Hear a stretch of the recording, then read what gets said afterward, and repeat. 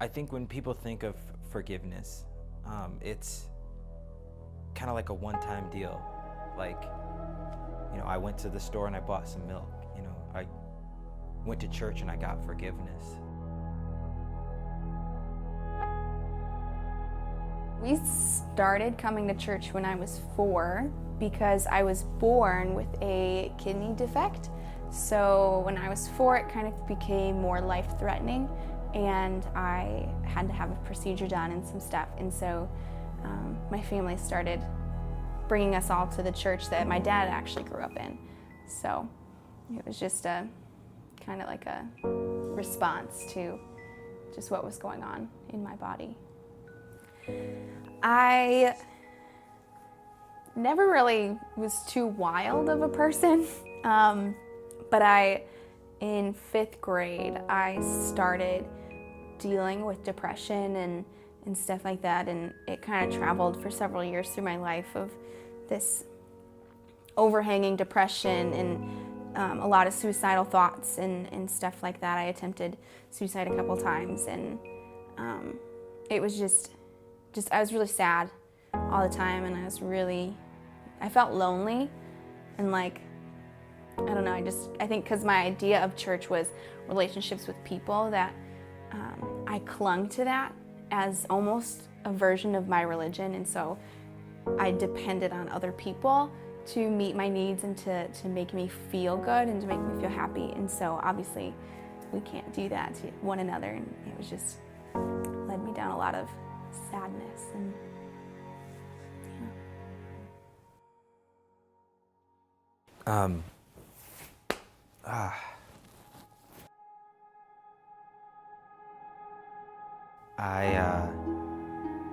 I didn't really, as far as church and Jesus goes, I didn't really grow up in church. I had a brief stint where we went to a small church, and didn't really stick. We were there just for a little while, and when I was really young, and then growing up, my dad left at a really young age when I was like 5. So it was really hard for me to cope with life. It was really hard for me to obey anything. the year that I really hit rock bottom with depression, and it was just every day I felt like I just was so sad every day. I was with my friend, and we were hanging out after the parade, and we were just stupid and we were avoiding any kind of commitment and avoiding my parents and rules and stuff like that. So we just walked around downtown for hours, and someone approached us and told us about this event called 30-Hour Fame that their church was hosting, and that it would be really fun to go to, and told us all about it. And when they left, we kind of thought about it for a second, and neither of us, we went to church, but it didn't mean anything to us. And so we were like, it's not a church thing, it's just fun. So we went, and then a month into going to that event, there's the big 30-hour famine night or whatever, and I think at that night hit me the people here have something more than just surface level. They have something that makes them excited, and it makes them, they just want it. They want Jesus, and they wanted to be happy, and they had such a joy that I had never seen in my life. And it was just this moment where I knew that I had to have it, and I just needed that joy. And so that night, I think it was in May of 2009, I fully gave everything to Jesus. Looking back, especially at the year before I was saved, and seeing where I was, and then seeing even just the year after being saved, and knowing that Jesus loved me, and that he wanted to forgive me, and that it was something that he was so happy to do, made me feel joy, and it almost like took all the shame out of it and all of the like fear of I have such this guilty thing and I've struggled with depression for so long and all this stuff, and it would almost cycle up and begin again. But knowing that Jesus didn't really care about that. He just wanted my heart, and he just wanted a relationship with me, that it made it so much easier to not want to hide from Jesus, but to really run towards him and know that there's joy in forgiveness and there's joy in repentance, and that through forgiveness that I'm free from depression. And even though some days are better than other days, that there's no shame in that Jesus really loved to forgive me. When I was in my teen years and even preteen years, I was not a great kid, and I was all over the place, doing drugs and partying and doing crazy stuff. I was out late. My mom would try to give me curfews, and I would just ignore it and come home whenever I wanted and do whatever I wanted whenever I wanted. We never really went to church at all. So there were no real spiritual convictions there. There were no, as far as me, and really even from her. And so her being a single parent, it was hard for her to be super authoritative. So as far as background, moving on to into high school, years later, high school, I started getting deep into atheism, and then that, hanging around some interesting characters, started getting into witchcraft pretty heavily, and I hated the church at this point. My mom worked at the church, worked at Road to Life Church. She was talking to one of the youth pastors at the time, and found out that I was just sleeping at home and I didn't really do anything with my life. And so it was Vanessa Gargano. She got my number from my mom and called me, and I was sitting on the front porch smoking a cigarette. My phone rings, and I answer it, and it's this woman, and I was like, hello, talking to her, and she's like, hey, I'm gonna be at your house in 5 minutes, be ready. I'm like, okay, this is another one of those Jesus people trying to rope me in, and we pull in, and I kind of meet some of the staff members, and her husband Dave, and I thought they were pretty cool. They were pretty cool, and so they had offered for me to come and hang out, and so I started doing that randomly, at random points, when I kind of wanted to get brownie points for the karma gods or whatever I believed at the time. Go there and I'd help out and paint stuff. And one day I was at school, and this girl, Lish, was talking to my girlfriend at the time, and telling her about this 30-hour famine thing, and how everybody starves themselves and makes money for children who are actually starving.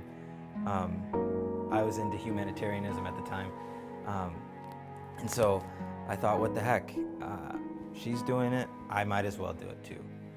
I did it and realized, wow, these church people, this youth group, they're not that bad. These people are pretty cool, pretty normal people. And started building some friendships with people that were more regular and would come in during the week when it wasn't youth group. And these people were really inviting and way more dependable and way more believable than my current friends. So that's when I started going to the youth group while still hanging out with my atheist friends on the side, just not telling them And so word got out about this trip that people were going to take to Washington, D.C. To go to this thing called The Call.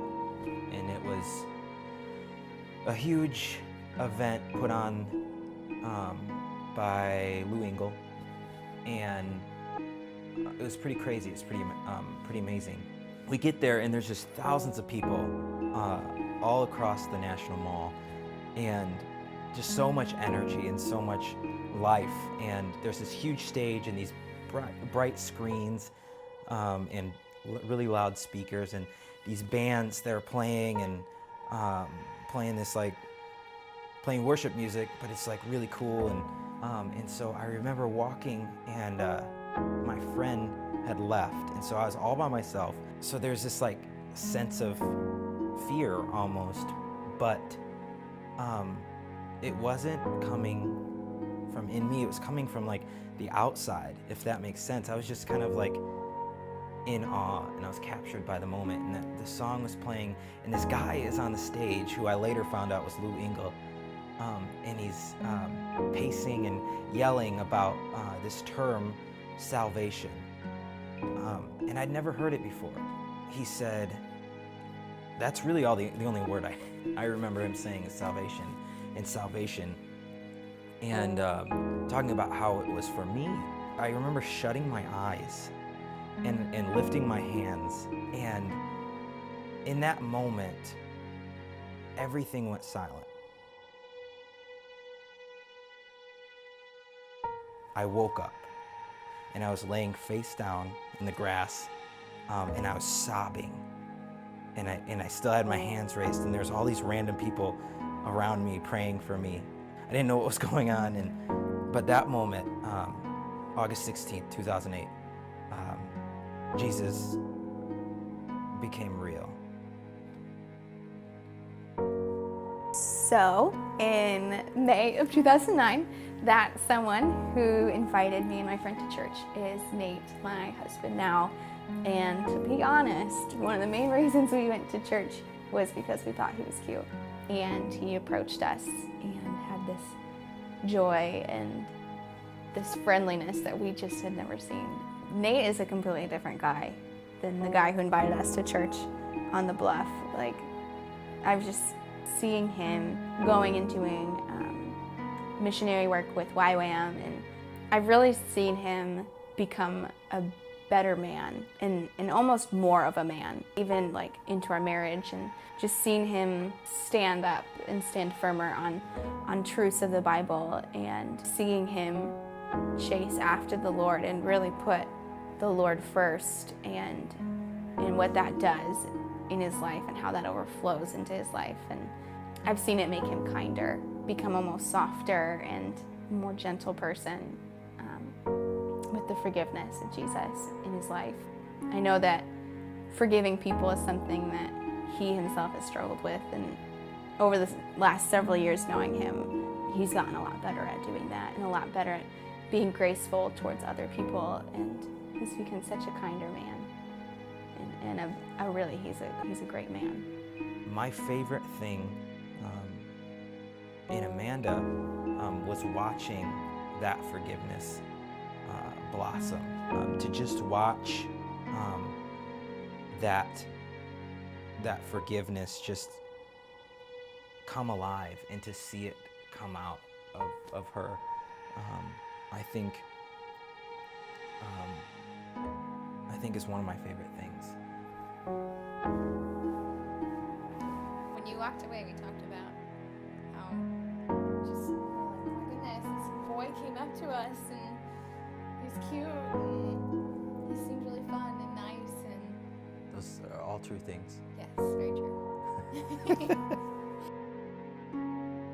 I remember it started becoming like I would look forward to going to the church and seeing him there, and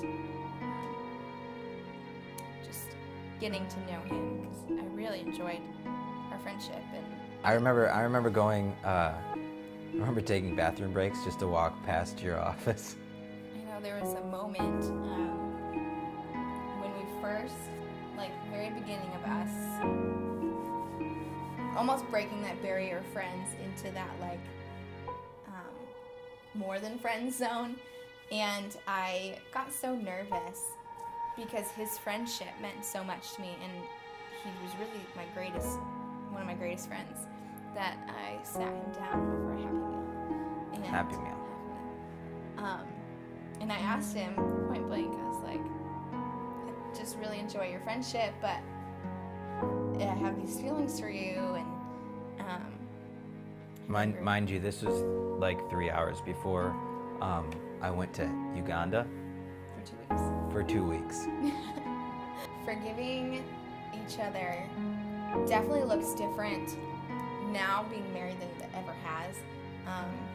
But I also realized that like forgiveness it wouldn't be possible, honestly, without knowing first the forgiveness of Jesus. Yeah. It's like I wouldn't be able to love him the best if I didn't know the love of Jesus. Personally, I look at marriage and us together today as almost the fruit of our salvation and the fruit of our forgiveness. What we not necessarily earn, but we're blessed with out of the abundance of the heart of Jesus. A constant reminder that once you trust in that forgiveness, the rest is history. And you may not know what you're going to get from it, or what's going to happen, what's going to come of it, but leaning fully into Jesus and leaning fully into that forgiveness always leads to awesome things.